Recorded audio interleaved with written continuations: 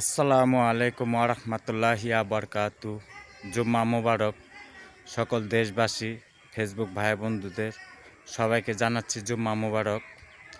2025 সাল অনেক দুঃখ কষ্ট, অনেক অত্যাচার চলে গেল, অনেক ঝামেলা চলে গেছে সারা দেশে।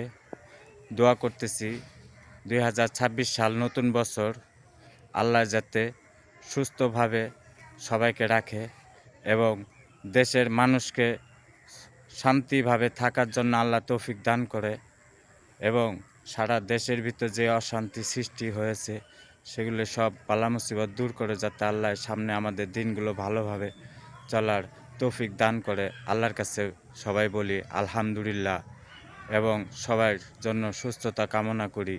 আল্লাহ যাতে প্রতিটি মুমিন মুসলমান বান্দাকে আল্লাহ যেন সুস্থতা দান করে, আমিন।